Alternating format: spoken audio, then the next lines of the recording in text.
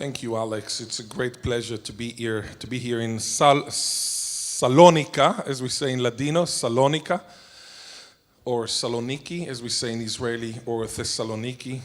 My first time in Thessaloniki, not the first in Greece, and I'm very honored to be here and to be invited to this beautiful gathering. I call my talk Dreaming Sleeping Beauties Awake. I added the adjective dreaming because I'm talking about Aboriginal languages, and you know there is dreaming in Aboriginal culture. Can you hear me well there? Can you hear me well at the end?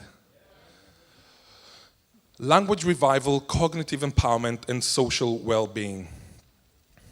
This is your humble servant with Muhammad Ali in Detroit, 1993. It's about resilience. If you know what Muhammad Ali boxed like, it was not like Rambo that gives you a knockout. It was actually more like NBA. And you needed to be there for the long run. And resilience is, in fact, at the very heart of the lecture today, linguistic resilience. The main question I would like to ask today, and it would be enough if you get out of here with some perspicacious insights about this question, is why on earth should we invest time and money in reviving dead languages? I'm going to give you ethical, aesthetic, and utilitarian benefits that hopefully will convince you that you, as a taxpayer, and most of you are already taxpayers, some of you will be, when asked, should we take your tax money in order to reclaim sleeping, dreaming beauties, hopefully your answer would be yes. There are many related questions, and you might find some of these questions even more interesting than the main question. Is there a link between language and mental health? Should we financially compensate Indigenous people for the loss of their native tongue? Should Aboriginal languages be defined as official languages, for example, of Australia, Canada, Japan, Taiwan? Should we erect bilingual signs in Australia? Why is it that in Australia all the signs are monolingual? Does language dictate the way we think? And of course, is it possible at all to revive a dead, sleeping, beauty, dreaming language? But before I speak, I would like to say a few words.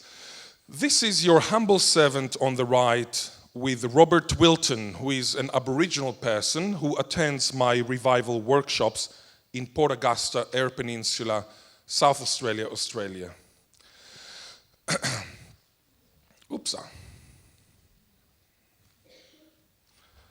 I'm a native speaker of reclaimed Hebrew. I call it Israeli. And one of the lessons that I learned from Israeli is practically what the controversial anthropologist Margaret Mead said, allegedly. Never doubt that a small group of thoughtful, committed citizens can change the world. Indeed, it is the only thing that ever has. Now, we have 400 people here, so it might be irrelevant, but this is Eliezer Ben Yehuda on the left. And on the right, you can see Eliezer Ben Yehuda, his grandson. And Eliezer Ben Yehuda on the left is the main revivalist of Hebrew, resulting in what I call the Israeli language, which is a hybrid language. On the other hand, what I do in Australia is I reclaim sleeping Aboriginal languages, applying lessons from the Hebrew reclamation to the empowerment of Aboriginal people in Australia.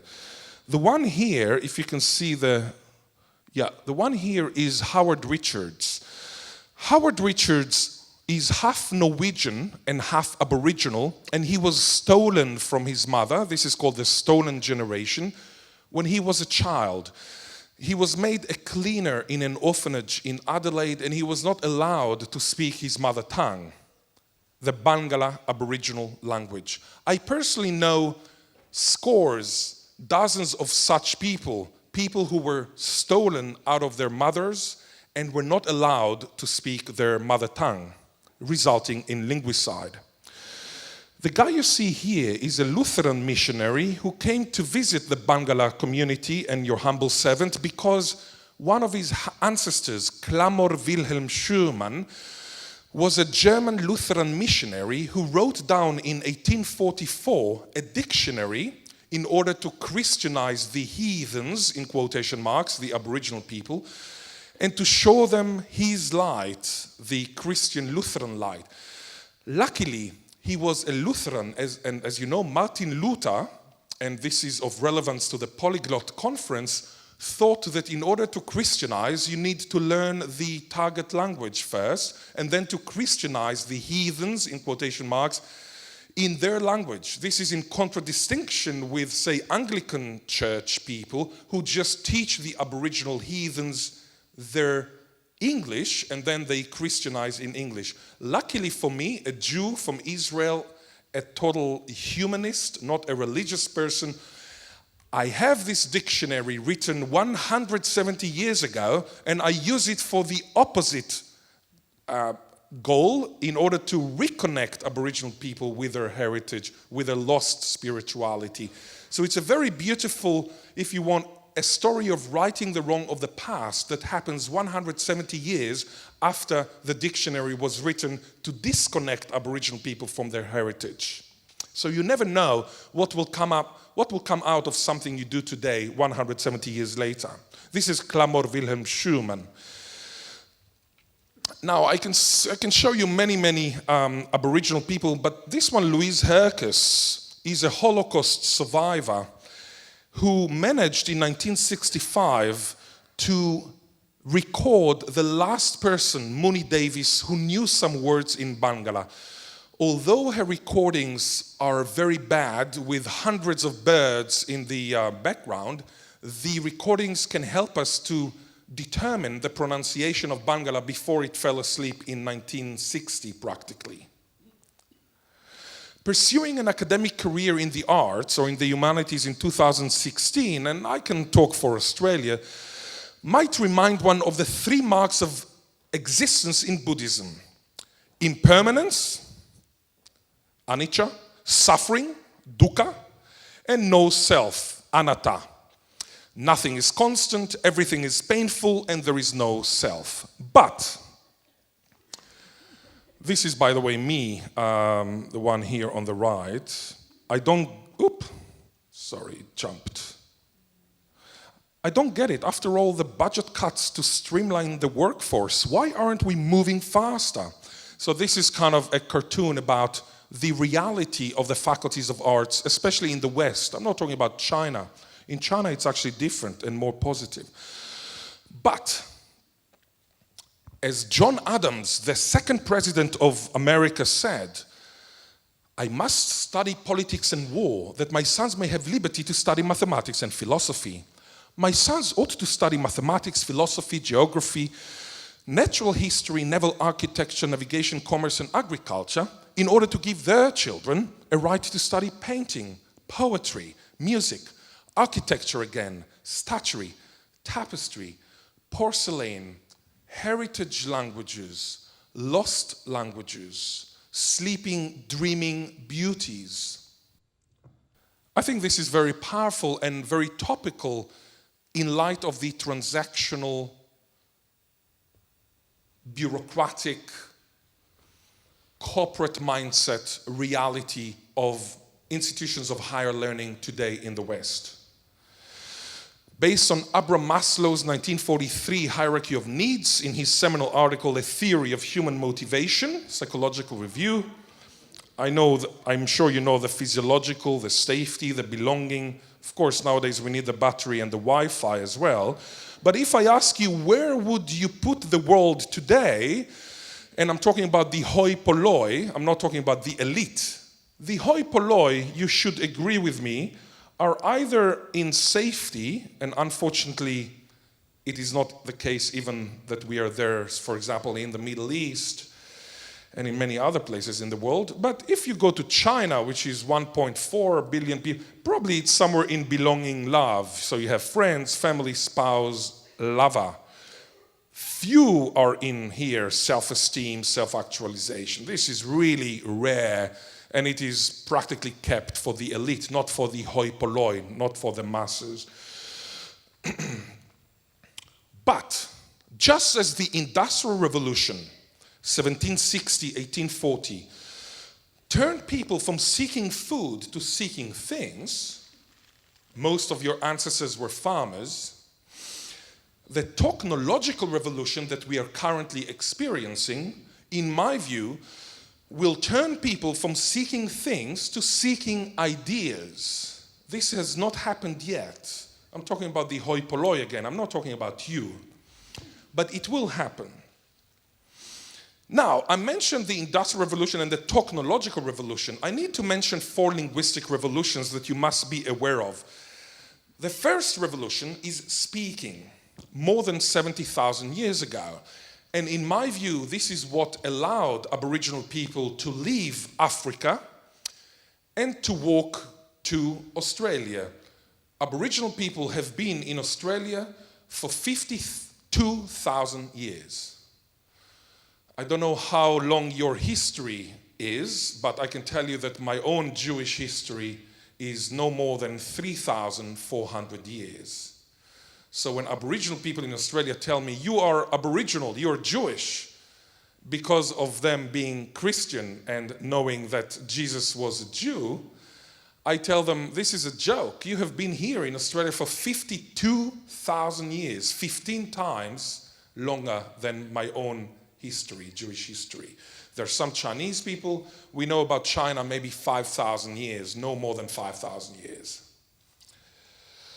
Writing, approximately 5,200 years ago. The reason was, by the way, economic, not romantic, and not out of megalomania of kings to write their history.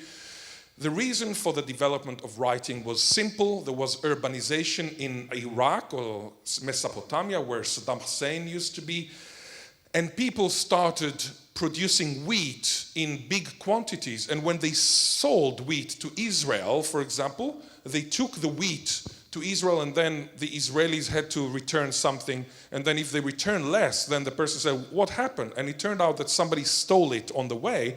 So the next time they sold the wheat, they actually put writing like 4 units of wheat. So the people in Israel who received the dispatch knew how much to give back.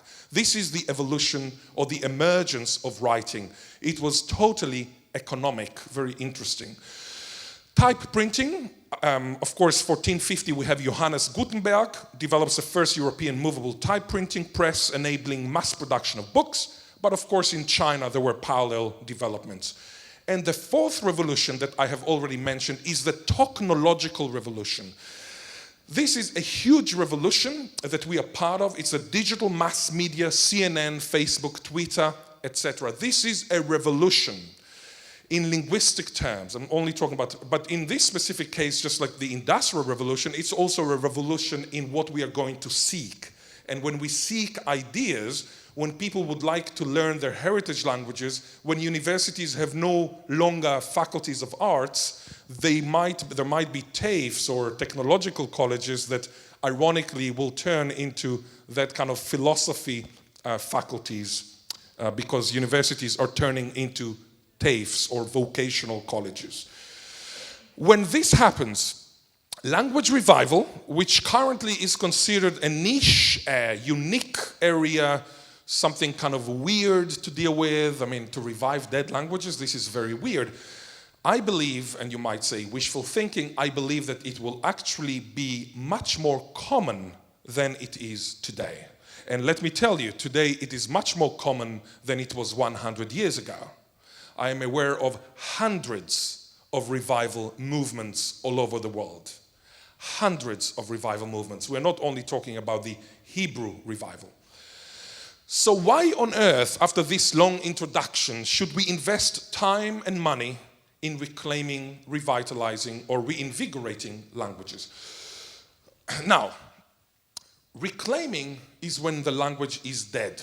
no longer spoken. Revitalizing is when it is severely endangered, like Adnyamatna in the case of Australia, or Maori, Te Reo Maori in New Zealand. It's severely endangered, but it is not dead. Reinvigoration is when the language is endangered, like Welsh or Irish. You still have hundreds of thousands of people, but still it's endangered. So there is a cline, C-L-I-N-E, cline, of revival, reclamation, revitalization, and reinvigoration. Let me give you ethical, aesthetic, and utilitarian reasons. Ethical has to do with what is right. Aesthetic has to do with what is beautiful. And utilitarian has to do with what is economically viable. Ethical reasons. If you talk to a man in a language he understands, that goes to his head, says Nelson Mandela. If you talk to him in his language, that goes to his heart. Do you know what the language here is? Hebrew, exactly. Right, it's from right to left, because when you used to write on stones, how many here are left-handed? Please raise your hand. How many are left-handed? Please raise your left hand. One. Oh, okay. You see, it's a minority, but there are many left-handed. I mean, I think that the percentage here is higher than normal. We should check that. But because most people are right-handed, when you write on a stone, it's better to write from right to left. If you ask yourself why on earth we write from right to left, like the Arabs. If, of course, you're left-handed, it's better to write from left to right. But most people are not left-handed. What about the ink? The ink is there, of course, from left to right, because in Israel it's very bad to write from right to left when you write with ink, because you get very, very dirty. I believe in native tongue title. Native tongue title is a term that I concocted, modeled upon native title. Native title is the recognition that Aboriginal people own the land in Australia. But I believe that land is much less important than lang or language. I strongly believe that language is much more important than land.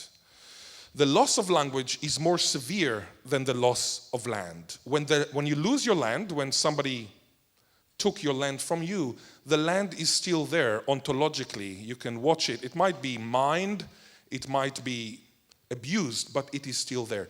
When you lose your language, nothing is there. In fact, language death means loss of cultural autonomy, loss of spiritual and intellectual sovereignty, loss of soul, metaphorically speaking. Tzipor hanefesh, the bird of the anima in Hebrew.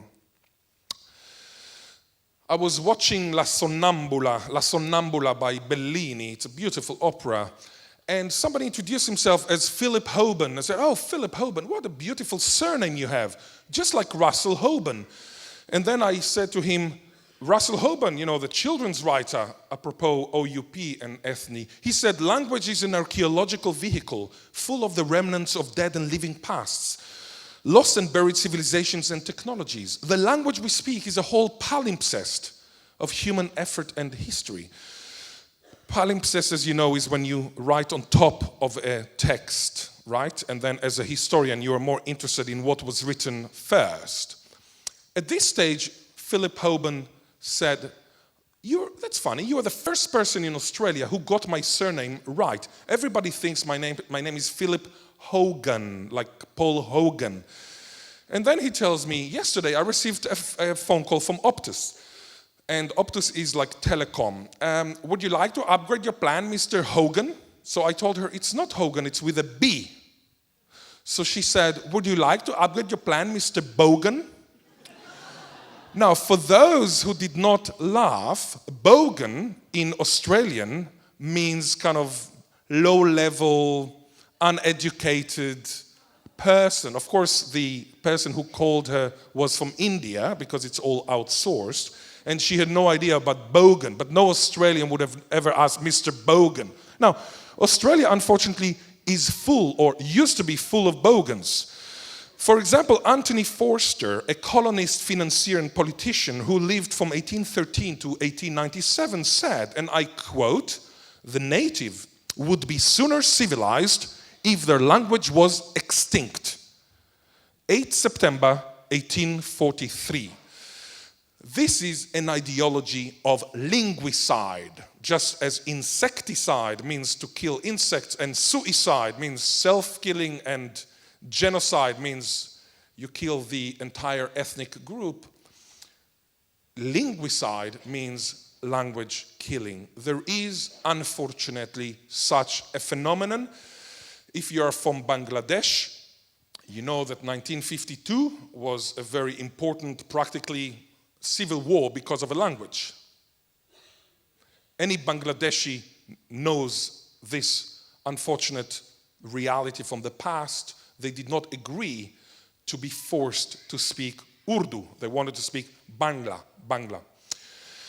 Another example is South Australian Governor George Grey, who was relatively pro-Aboriginal. And he says in 1841, so it's 175 years ago, "The ruder languages disappear successively, and the tongue of England alone is heard around." Why does he regard the Aboriginal languages as rude?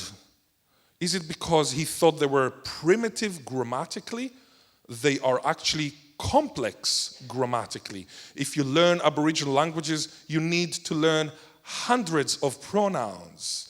We too is a different pronoun if we are related through the mother, as opposed to we too, which is a different pronoun if we are related through the father, let alone that we too is different from we, many people, or we or I, right? So it has a dual as well.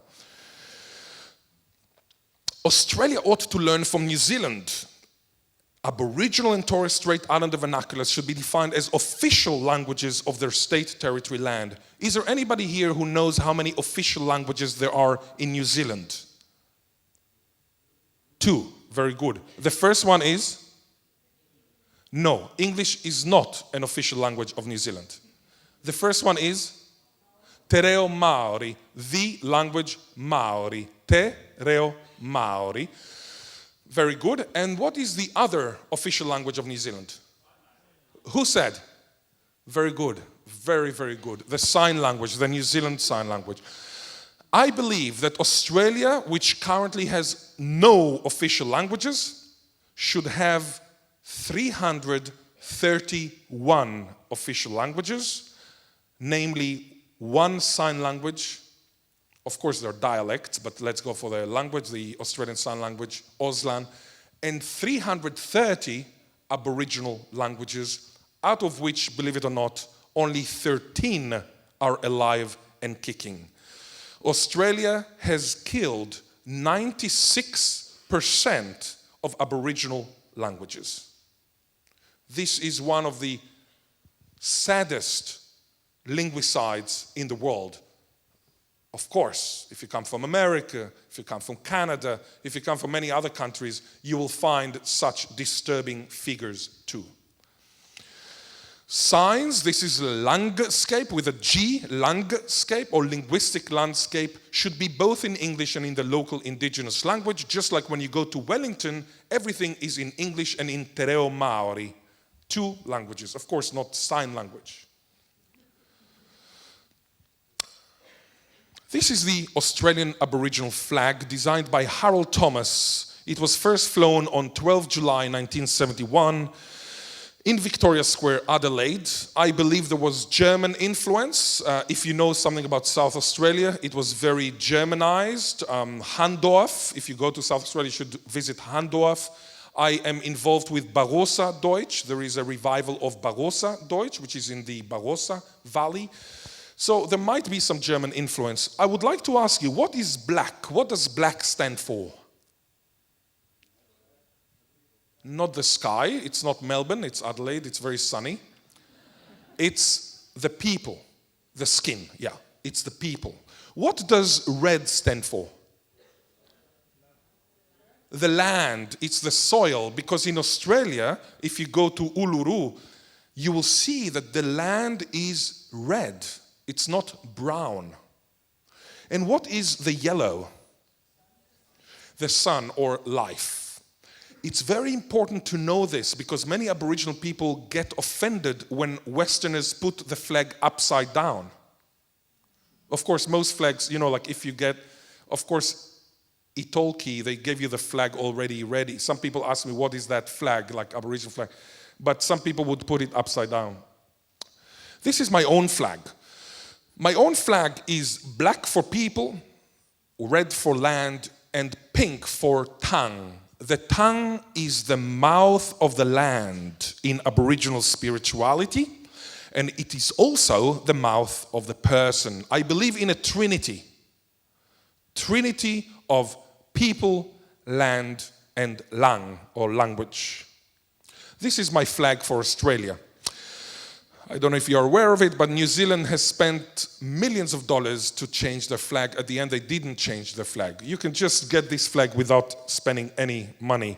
Now, I would like to show you now 5 minutes, just a summary of what I said in the form of a beautiful little 5-minute stint here. Sorry.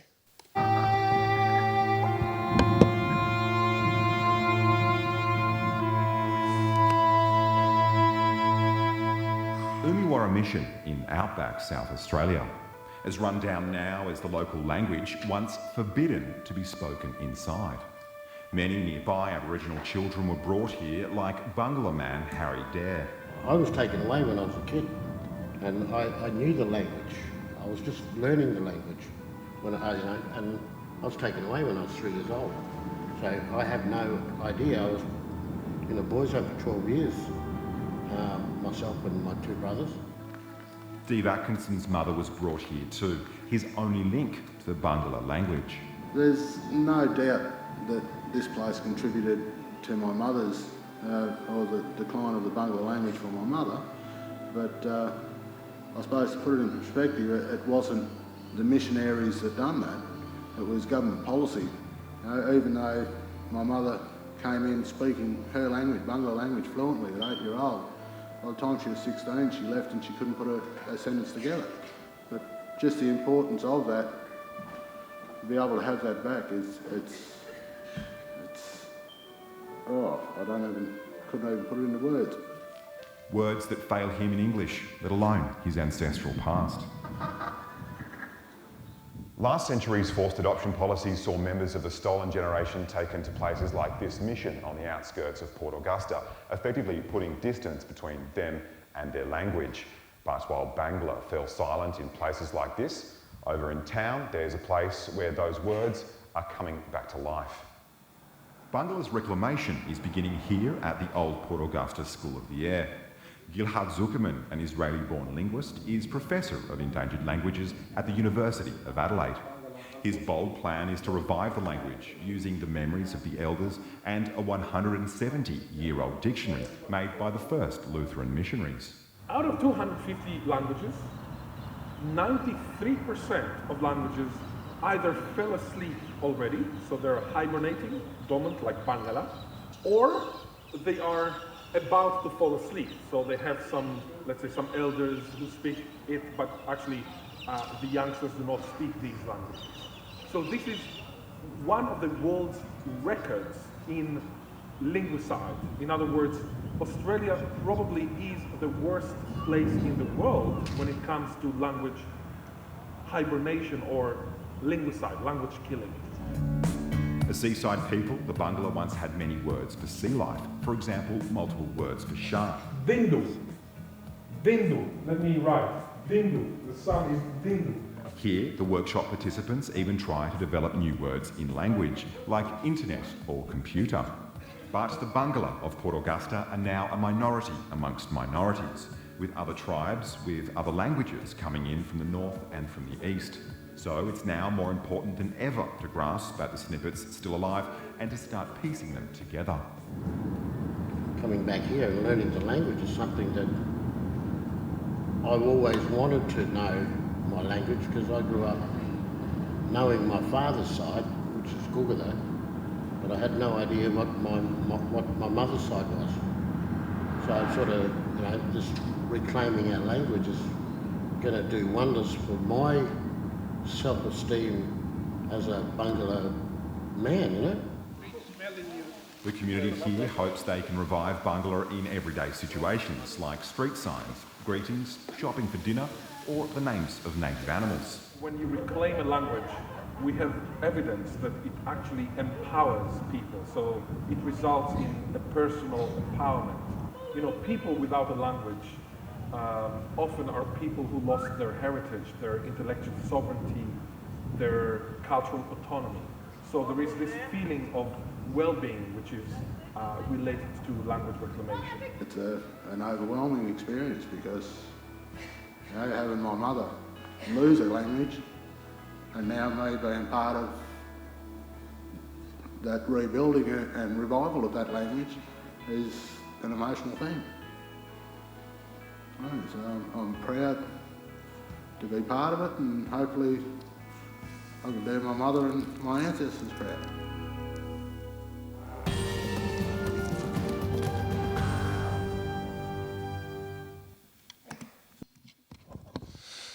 That was Stephen Atkinson, a Bangla man whose mother was stolen, Maureen Dare. Ironically, she was stolen to a mission, and she became a fervent Christian, married a father or a priest, and now she's extremely Christian. So it's interesting how things develop. I would like now to move to aesthetic motivations. I hope that I showed you so far why language reclamation is the right thing to do. And I have to be honest, for me that is enough. I don't need more reasons to delve into language revival or to practically dedicate my time for language revival. But you might be different from me, and I would like to show you some aesthetic motivations. When you lose a language, you lose a culture, intellectual wealth, a work of art. It's like dropping a bomb on a museum, the Louvre, says Ken Hale in The Economist on the 3rd of November 2001. I believe in diversity. It does not matter whether you are lactose malabsorbent or lactose intolerant, as I'm sure many of you are.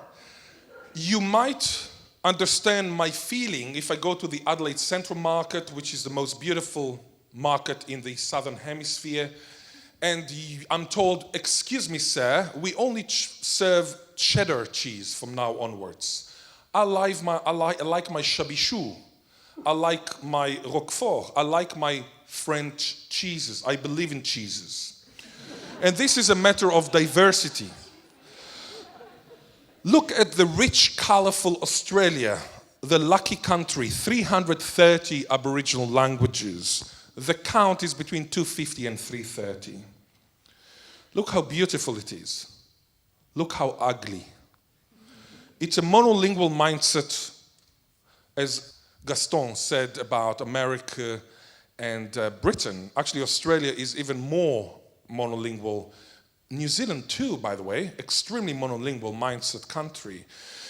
And the reason it is ugly in my aesthetic judgment, which might be different from yours, is the monocolor, the fact that it's one color, but also these lines that look arbitrary. In fact, they are not arbitrary. Believe it or not, these lines are a reflection of the division of the world between Spain and Portugal in Latin America. If you're interested in this topic, I can give you an article to read by Bill Gammage, my friend, 1981. It's written here.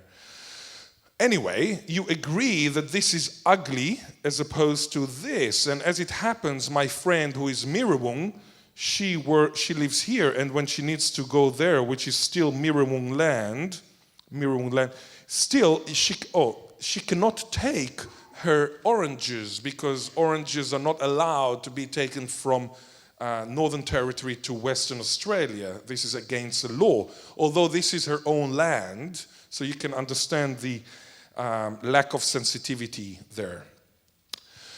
This is what we do not want. We do not want Homo sapiens sapiens Israelicus vulgaris, the man who knows she knows, or the woman who knows she knows, we do not want them to become a barcode.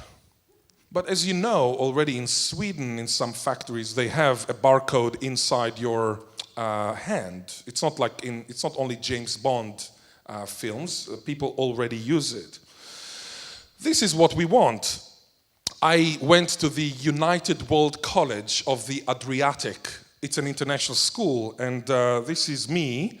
This is Karen Mok. She's a very famous singer in Hong Kong and in the Chinese world. If you're Chinese, you will know Mo Wan Wei, Karen Mok. This is Rita from Finland. This is Ling Ling from Singapore. This is Antonella, a politician in Italy. This is the most complex Chinese character I have ever encountered. I don't want to ask how many strokes it is. I counted 57. It's one character, 57 strokes. This is endangered too. Don't believe that if a language is not endangered in general, of course Chinese is not endangered. I mean, Mandarin is not endangered. Of course, Cantonese, believe it or not, is endangered. I would like to mention very briefly Boroditsky and Gabi. They asked Americans, Israelis, and Aboriginal people of Cook Tayora, which is in Cape York Peninsula in the northeast of Australia, to put cards in order. Now, the cards had a logical sequence. So, for example, 4 cards. First card, you see a woman finding a banana. Second card, you see a woman peeling a banana.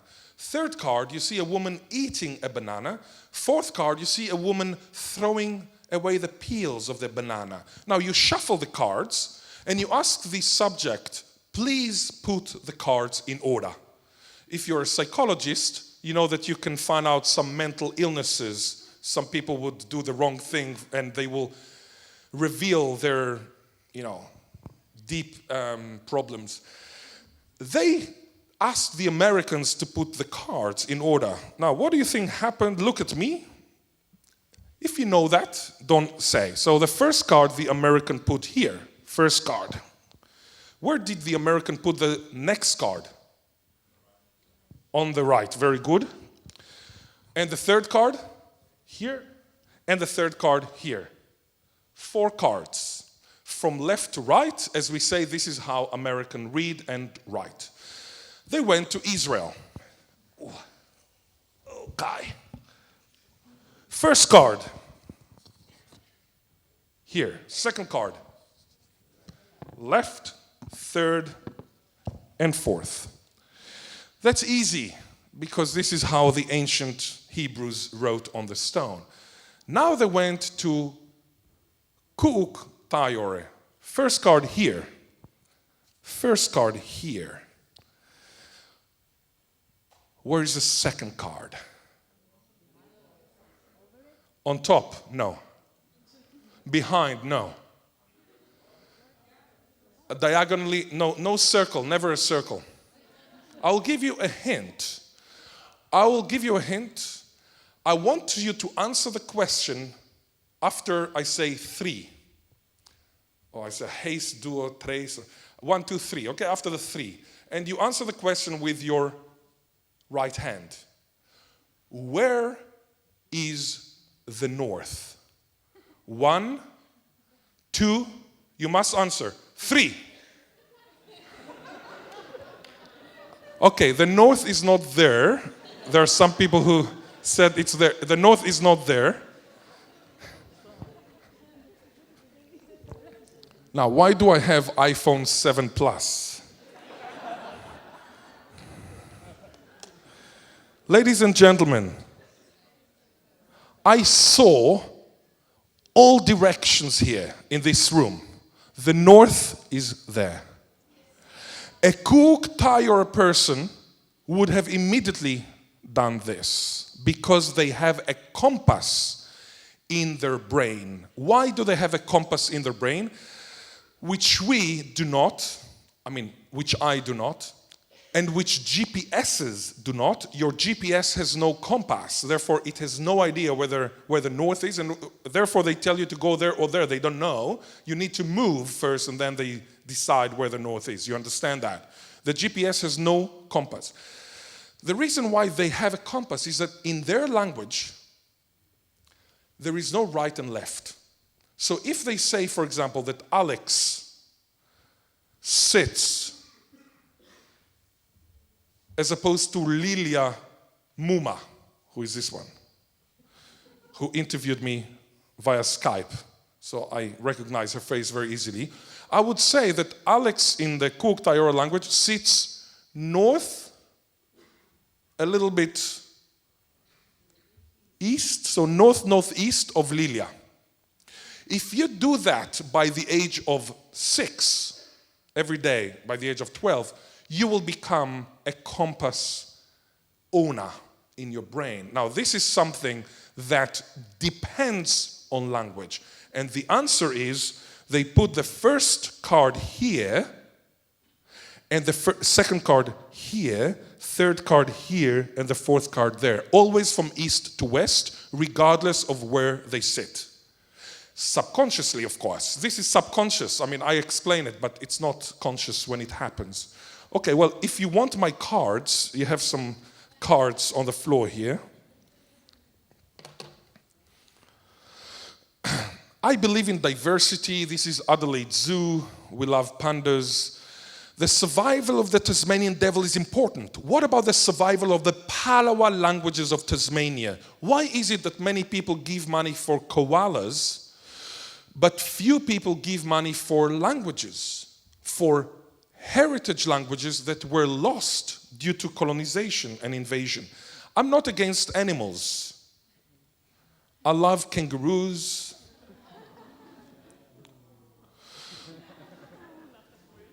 Diversity is beautiful. This is an endangered grammatical way to express a familiar concept that I remember having when I was 16. The language is Yagan from Tierra del Fuego in Chile, in Argentina, and the pronunciation is Mami Chapinatapai. The ch is like in Welsh, like Pink Floyd, double L, right? We don't need no Pink Floyd. Mami Chapinatapai is to look one at the other, hoping that the other side would initiate something that both sides really want to do, but so far no one has had the guts to initiate. Now, I know the feeling, but I did not have a word for it before I studied Yagan. Now, this is beautiful because it's a grammatical way to express a familiar concept. If you're a linguist, you can analyze ma is a reflexive passive prefix with the allomorph mam before a vowel. Then you have ichapi, to be at loss at what to do next. This is the root or the lexical morpheme. Then you have the ne, which is a stative suffix, the ata, achievement suffix, and apai, a dual suffix, which in composition with ma has a reciprocal sense. So it's mam ichapi n ata apai, mam ichapi n ata pai. Now, you can analyze it morphologically. The point is that if you spoke English, this is what you would probably do. Bear with me.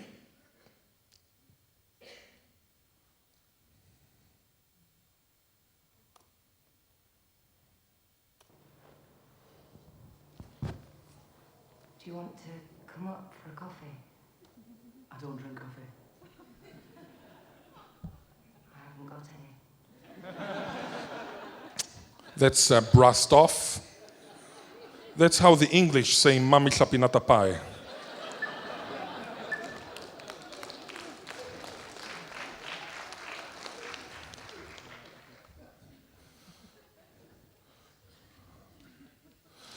So in Yagan, you don't need the double language because you have a beautiful word for it. Now, this is an endangered concept.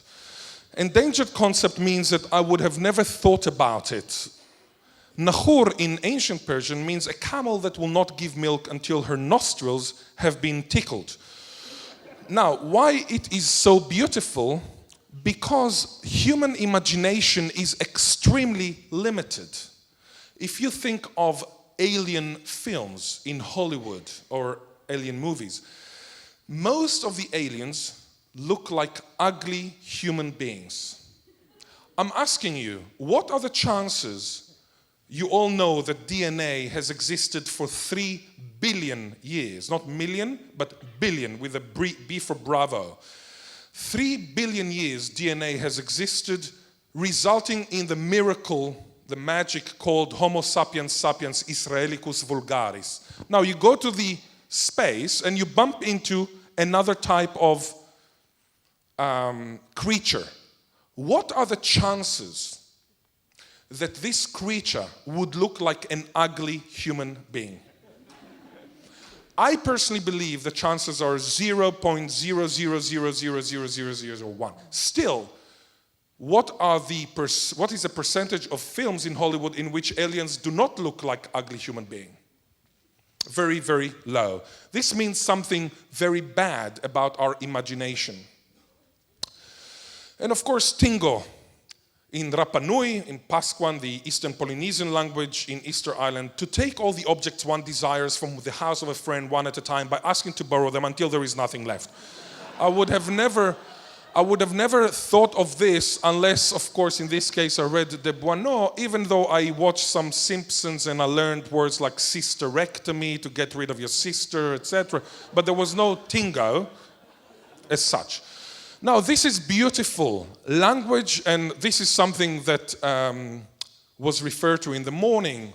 People here have one thing in common, and it's not the number of languages, whether you need 13 in order to be accepted, but it's passion for language. And of course, you need to have at least, probably I would modify Alex's, you need to have at least 2 languages in order to be a member of the Polyglot. But I can see why Alex said you need to have 1 language, but to be passionate about languages. I would like to move to utilitarian benefits, and it's important to understand why I have to introduce you to utilitarian benefits. With a politician, it's enough to have good moral reasons. Politicians, by and large, can be convinced by ethics. Public servants, by and large, need utilitarian benefits. Utilitarian benefits means you need to tell them, you give me $1.1 million from the NHMRC, the National Health and Medical Research Council, for the assessment of language reclamation and improved mental health, which yesterday I received, so thank you for the congratulations. I save you $10 million by preventing Aboriginal people, for example, from going to jail, which is $100,000 per annum. So this is utilitarian. You understand the transactional kind of accounting, something that I don't like, but you need to also do that for language reclamation. I have discovered that language reclamation results in personal, mental, spiritual, and physical well-being, a sense of pride and self-esteem, an antidote for self-loathing. I don't know how many of you are members of a group that was colonized or invaded. One of the phenomena that I discovered, unfortunately, I don't know if it is politically correct to say, is that colonized people, by and large, hate 2 types of people. They hate the colonizers and they hate themselves. This is a very tragic reality. It's a generalization, but as a linguist, I must generalize. A linguist who tells you that he does not generalize is not a linguist, he is a spy. Because a language is an abstract ensemble of idiolects, sociolects, and other lects. There is no such thing as language. Language is a generalization. No 2 people speak the very same language. What we do in order to communicate is what we call accommodation or negotiation. We negotiate. This is how we communicate. This is beautiful. I'm talking about the very same language, so to speak. So I'm not talking about, okay, you have this flag, so with the same flag, you have to negotiate. This is an email from Jenna. Personally, I found the experience of learning a language liberating. This is a Port Lincoln Bangala Aboriginal language. I went home feeling very overwhelmed because we were finally going to learn our own language. It gave me a sense of identity, my bold letters. And I think if the whole family learned a language, then we would all feel totally different about ourselves and each other, because it's almost like it gives you a purpose in life. This is from Evelyn. A big thank you on behalf of a family here in Port Lincoln. Our ancestors are happy. I don't know how many of you would use this sentence to signify that you are extremely satisfied. This is an Aboriginal way of saying we are happy. Our ancestors are happy. Language is power. Let us have ours, says Aboriginal politician Aidan Ridgway perspicaciously on 26 November 2009. The goals of language activities, according to Aboriginal people themselves, are more to improve the well-being of Aboriginal and Torres Strait Islander people than to increase language use with a particular setting. So you can see, in a way, it is parallel to what was said here by Gaston and Alex in the morning. It's more the passion for the language and the well-being that is attached to rediscovering your heritage. This is the addendum here, because some of you learn languages that are not your heritage languages. I know some of you do. I have met some people who learn their own heritage language, and this is in a way similar to the Aboriginal people of Australia. But in addition to the just use, the fluency of a language, you also have some passion, something that has to do with well-being. Improving mental health, Darcy Hallett, Michael Chandler, and Christopher Lalonde in 2007 found that in British Columbia, Canada, there is a clear correlation between youth suicide and lack of conversational knowledge in the native language. My own research is trying to show that just as language loss results in suicide, language reclamation results in the diminishing of suicide ideation among Aboriginal people. This find is extremely important when it comes to utilitarian reasons, because if I manage to prove such a thing, to show quantitative evidence, not qualitative evidence for that, it means that you, when you go back to your country, your government will actually give much more money for these activities, and you as a polyglot ought to participate, to take part in such activities, because it's not only about speaking many, many languages, it's actually about changing the lives of these people whose life is, by and large, a misery. I don't want to wish anybody here to be stolen from his mother when he's 4 years old, and not to be allowed to speak your mother tongue. Just imagine you are taken from your mother and you're not allowed to speak your mother tongue. I think it's at the level of genocide. Okay, I would like to start telling you, because I don't have too much time, that there are many cognitive advantages of bilingualism, and I think that Gaston talked about it this morning. Kovac and Miller shows how bilingual babies, and when I say bilingual, I mean bilingually exposed babies, are more clever than monolingually exposed babies. What they did, Kovac and Miller, they took 7-month-old babies. Half of them were bilingually exposed, half of them were monolingually exposed. Half of them had one parent who was French and one parent who was English, and half of them were 2 parents who were French or 2 parents who were English. Now, at the age of 7 months, you do not speak, even if you're Jewish. 7-month-old babies do not speak. I would be very happy to stand corrected if you stand up and say, I spoke at 7 months, and I became a polyglot. I mean, maybe there is such a phenomenon.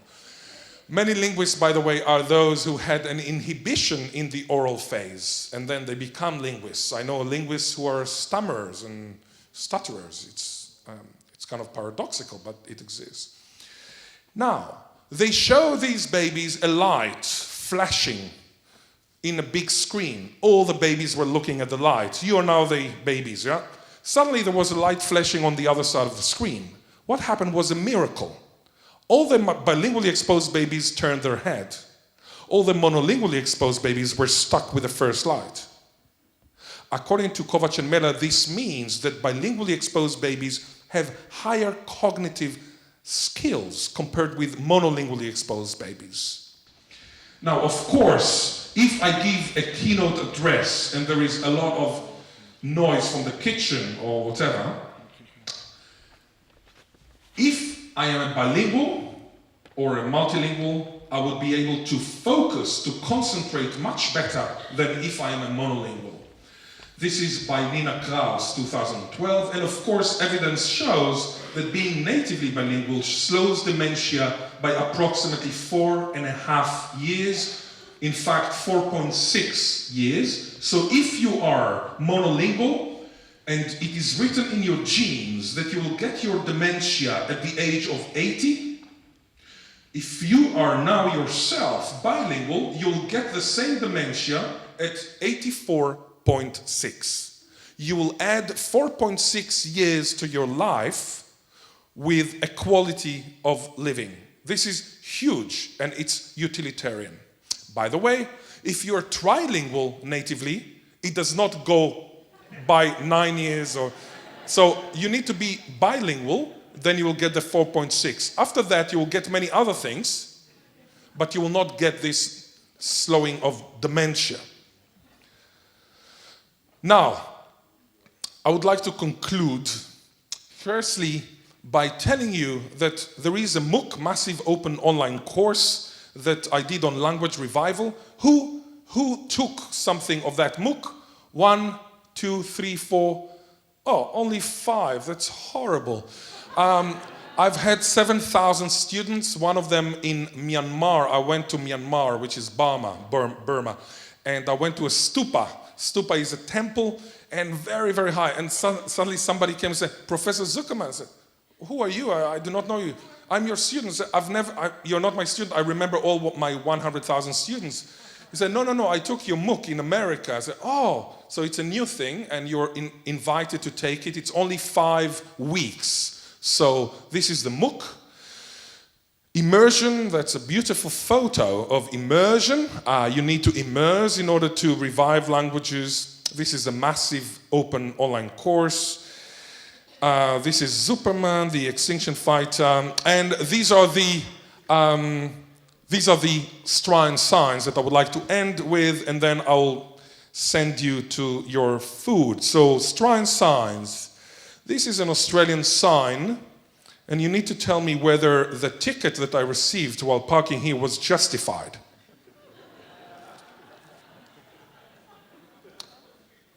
It's a paradox. You need a pair or docs. You need 2 PhDs in order to solve this. This is, by the way, a real sign in Sydney. This is another shrine sign. Do you understand this sign? Because you might travel in South Australia and you see suddenly, don't drive like a... Sorry? Dumbbell, no. Say? Knob? Very good. Are you American? But yeah, knob, but it's also in Australian. K-N-O-B. Don't drive like a knob.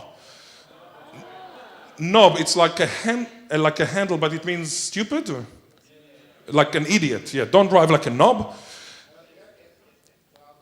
Okay, it means okay, it's a bad thing. Now, my Chinese students ask me, why do they say don't drive like a chicken?